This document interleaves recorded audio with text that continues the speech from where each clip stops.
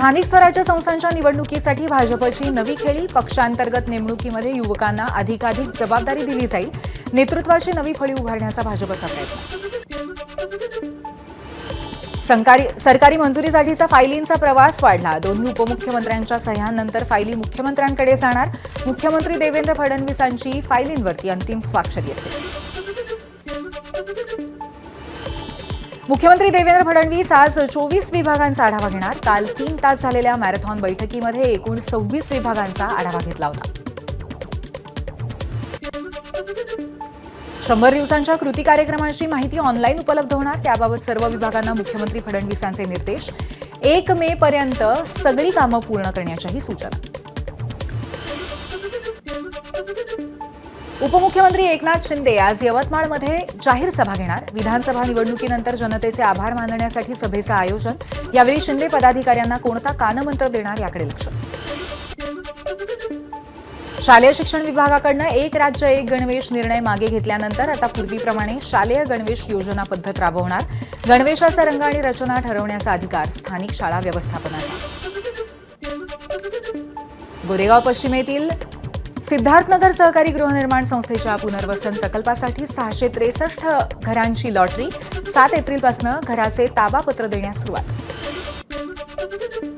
सिडकोची जवळपास 12,000 घरं विक्रीविना पडून. पती किंवा पत्नीच्या नावे मुंबईमध्ये घर असल्यास दुसरं घर घेता येत नाही. या नियमामध्ये बदल करण्याच्या सिडकोकडनं हालचाली सुरू. पंतप्रधान आवास योजनेअंतर्गत बांधलेली म्हाडाची विरार, ठाणे आणि कल्याणमधली काही घरं विक्रीविना पडून. ही घरं गिरणी कामगारांना देता येतील का याबाबत म्हाडाच्या बैठकीत चर्चा. मात्र विक्रीशिवाय पडून राहिलेली घरं घेण्यास कामगार तयार होतील का याकडेही लक्ष. रेडी रेकनर दरवाढी संदर्भामध्ये मंत्री चंद्रशेखर बावनकुळेंनी 16 एप्रिलला बैठक बोलावली. रेडी रेकनरचे दर हे नियमानुसार वाढले नाहीत असं बावनकुळेंच्याही लक्षात आलं असून लवकरच निर्णय घेण्याचं आश्वासन. म्हाडाच्या 34 वसाहतींमध्ये स्वस्त दरातील वैद्यकीय सुविधा उपलब्ध होणार. म्हाडाचा आपला दवाखाना उभारण्याकरता वनरूपी क्लिनिकसोबत सामंजस्य करार. मुंबईतल्या सीआरझेड घोटाळ्याची राज्य सरकारकडनं दखल. एबीपी माझाच्या बातमीचा इम्पॅक्ट. अनधिकृत बांधकामं निष्कासित करण्याचे निर्देश. या प्रकरणी आतापर्यंत विविध पोलीस ठाण्यामध्ये 4 गुन्हे दाखल. महापुरुषांची बदनामी करणारा प्रशांत कोरटकर आज जामिनासाठी अर्ज करण्याची शक्यता. कागदपत्रांची पूर्तता न झाल्यामुळे काल अर्ज करण्यात आला नव्हता. छत्रपती शिवाजी महाराज 100% सेक्युलर होते. शिवाजी महाराजांविषयी केंद्रीय मंत्री नितीन गडकरींचं वक्तव्य. छत्रपती शिवाजी महाराज आदर्श शासक होते असंही ते म्हणाले. गडचिरोलीकरांचं रेल्वे स्वप्न पूर्ण होणार. वडसा गडचिरोली रेल्वे मार्गासाठी 1,886 कोटींचा वाढीव निधी मंजूर. रेल्वे मार्गाच्या पहिल्या टप्प्यातील 322 कोटी रुपयांच्या कामांची प्रत्यक्षात सुरुवात. शिर्डीमध्ये 5 ते 7 एप्रिल मध्ये 3 दिवस रामनवमी उत्सव. उत्सवाच्या मुख्य दिवशी म्हणजे रामनवमीला साई मंदिर रात्रभर दर्शनासाठी खुलं. 5 ते 12 एप्रिलमध्ये सप्तशृंगी गडावरती चैत्रोत्सव. या कालावधीमध्ये गडावर येणाऱ्या भाविकांना ट्रस्टच्या वतीने विमा संरक्षण मिळणार. गर्दीच्या पार्श्वभूमीवर मंदिर दर्शनासाठी 24 तास खुलं राहणार. सजावटीसाठी वापरण्यात येणाऱ्या प्लास्टिकच्या फुलांवर कोणतीही बंदी नाही. एकेरी वापराच्या वस्तूंच्या यादीतही त्याचा समावेश नाही. केंद्र सरकारकडनं मुंबई उच्च न्यायालयामध्ये भूमिका स्पष्ट. पुण्यातील मेट्रोच्या प्रवाशांची संख्या मागच्या 3 महिन्यामध्ये घटली. पुणे मेट्रोचा पहिला टप्पा पूर्ण होऊन सुद्धा अपेक्षित प्रवासी संख्या वाढलेली नाही. मुंबईतल्या गोरेगाव पूर्वेला वाहतूक पोलिसांच्या गाडीवरती दिल्या जाणाऱ्या सूचना हिंदीतनं. जागरूक महिलेचा पोलिसांना जाब. योग्य उत्तर न मिळाल्यामुळे आक्रमक. मराठीला अभिजात दर्जा मिळून सुद्धा पोलिसांच्या सूचना हिंदीत का. पुरंदर विमानतळाला जमिनी देण्यास पुरंदर तालुक्यातील गावकऱ्यांचा विरोध. पारगाव, मेमाणे, खानवाडी, मुंजवडी, एकतपूर, कुंभार वळण, वनपुरी आणि उदाचीवाडी या गावातील नागरिक उद्यापासून उपोषण करणार. महाराष्ट्र वीज नियामक आयोगाच्या वीज दर कपातीला तात्पुरती स्थगिती. दर कपाती विरोधामध्ये महावितरणची नियामक आयोगाकडे याचिका. 1 एप्रिलपासून दर कपात लागू होणार होती. वाशिमच्या मंगरुळपीरच्या पंचायत समितीच्या नव्याने बांधलेल्या इमारतीला तडे. अवघ्या काही महिन्यातच तडे गेल्यामुळे बांधकामाच्या दर्जावरच प्रश्न उपस्थित. अहिल्यानगरच्या कर्जत तालुक्यातल्या कोंभळी आणि खांडवी परिसरामध्ये नियोजित एमआयडीसीला शेतकऱ्यांकडून विरोध.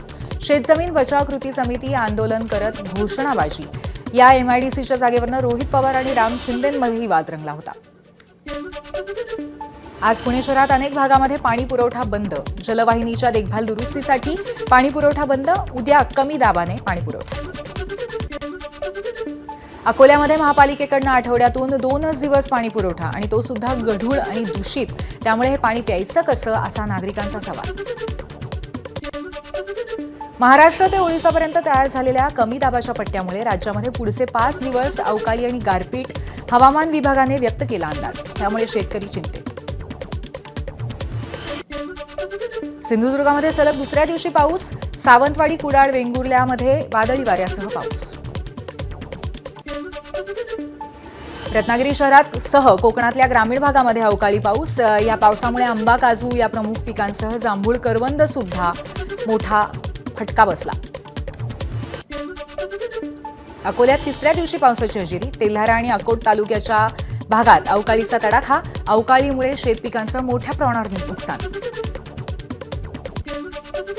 अहिल्यानगरमध्ये सुद्धा काल मध्यरात्री रिमझिम पावसाच्या सरी आणि अवकाळी पावसामुळे गहू, कांदा आणि इतर पिकांचं नुकसान होण्याची शक्यता.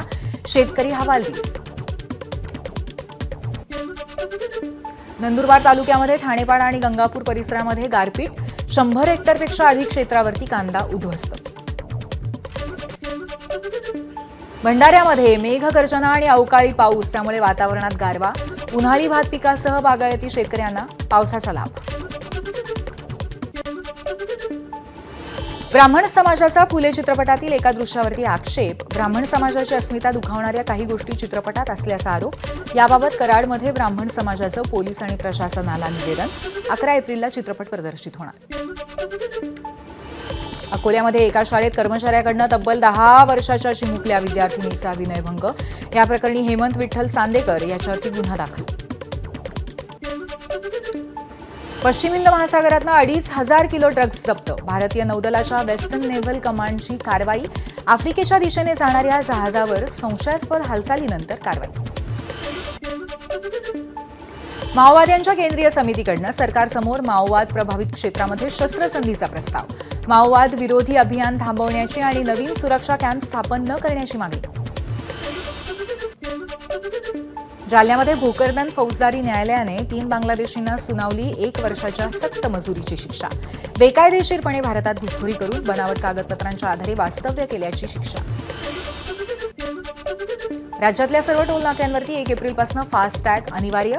त्यानंतर फास्टॅग नसलेल्या 11,800 वाहनांना पहिल्याच दिवशी दंड आणि यातनं 9 लाखांची वसूल. मुंबईमध्ये गुन्हे शाखेची मोठी कारवाई. मुंबईतनं 5 जणांना अटक. आरोपी विष्णोई यांची संबंधित असल्याचा संशय. आरोपी हरियाणा, बिहार आणि राजस्थानमधले. वर्ध्याच्या कारंजामध्ये आयपीएलवरती सट्टा लावणाऱ्या 5 जणांना पोलिसांनी ताब्यात घेतलं. 8 जणांवर गुन्हा दाखल आणि 9 लाखाचा मुद्देमाल जप्त. नागपुरातल्या पिपळाडाग बंगल्याच्या ठिकाणी सराफा व्यापाऱ्यांची लूट झाली. रवी मुसळे हे दुकान बंद करून घरी निघाले असताना चोरट्यांनी मारहाण केली आणि 1,15,00,000चा सोन्या चांदीचा ऐवज जप्त. सांगलीच्या अंकलखोपमध्ये मगरीच्या हल्ल्यामध्ये तरुणाचा मृत्यू. कृष्णा नदीवरती पोहण्यासाठी गेला असता मगरीचा हल्ला. शेतातल्या केरकचऱ्याला लावलेली आग वाढल्यामुळे ती विझवत असताना शेतकऱ्याचा होरपळ मृत्यू. भंडाऱ्याच्या नेरला गावातली घटना. मागच्या 7 दिवसातली ही दुसरी घटना. भंडाऱ्यामध्ये आंधळगाव प्राथमिक आरोग्य केंद्रामध्ये आग. एसीमध्ये शॉर्ट सर्किट झालं आणि या आगीमध्ये डॉक्टरांच्या कक्षातील महत्त्वाची कागदपत्र आणि साहित्य जळून खाक झाल्याची भीती. जळगाव जामवळनेरमधल्या सात्री गावामध्ये जनावरांच्या गोठ्याला आग. आगीत 5 घरं पूर्णपणे जळून खाक. एका घरामध्ये सिलेंडरचा स्फोट झाल्यामुळे आगीने रौद्र रूप धारण केलं. उद्योगपती अनिल अंबानींना 25,000चा दंड. प्राप्तिकर विभागाकडनं अनिल अंबानींना केवळ कारण दाखवा नोटीस. त्याला आव्हान देताना याचिकेवरती तातडीच्या सुनावणीची गरज असल्याचं भासवल्यामुळे कोर्टाकडनं 25,000चा दंड. माजी अर्थतज्ञ पूनम गुप्ता यांची भारतीय रिझर्व्ह बँकेच्या डेप्युटी गव्हर्नरपदी नियुक्ती. 3 वर्षांसाठी नियुक्ती झाली. मायकल पात्रा सध्या या पदावरती आहेत. पूनम गुप्ता यांना जागतिक बँकेमध्ये 20 वर्षांचा अनुभव. अमेरिकेच्या आयात शुल्काचा आशियाई शेअर बाजारावरती परिणाम. अमेरिका आणि आशियाई शेअर बाजारामध्ये मोठी पडझड. राष्ट्रीय जनता दलाचे ज्येष्ठ नेते लालू प्रसाद यादव यांची प्रकृती खालावली. दिल्लीतल्या एम्स रुग्णालयामध्ये दाखल. वैद्यकीय तपासण्या सुरू. गुजरातच्या जामनगरमध्ये एअरफोर्सचं विमान कोसळून अपघात. एका पायलटचा मृत्यू तर दुसऱ्या पायलटवरती उपचार सुरू. गुजरातकडनं रॉयल चॅलेंजर्स बंगळुरूचा 8 विकेटनं पराभव. जोस बटलरची धुवाधार अर्धशतकी खेळी. प्रथम फलंदाजी करताना आरसीबीने 170 धावा केल्या. टीम इंडियाचा धडाकेबाज सलामीवीर यशस्वी जयस्वालचा मुंबई संघाला रामराम. आगामी घरगुती हंगामामध्ये यशस्वी गोव्याकडनं खेळणार. मुंबई क्रिकेट असोसिएशनने यशस्वीला ना हरकत प्रमाणपत्र जारी केलं. वर्षाच्या शेवटी वेस्ट इंडिज आणि दक्षिण आफ्रिका क्रिकेट संघ भारत दौऱ्यावरती. ऑक्टोबरमध्ये वेस्ट इंडिज आणि भारतामध्ये 2 कसोटी सामने तर नोव्हेंबरमध्ये दक्षिण आफ्रिका आणि भारतात वन-डे आणि T20 सामन्यांची मालिका. बीसीसीआयची घोषणा. एबीपी माझा, उघडा डोळे बघा नीट.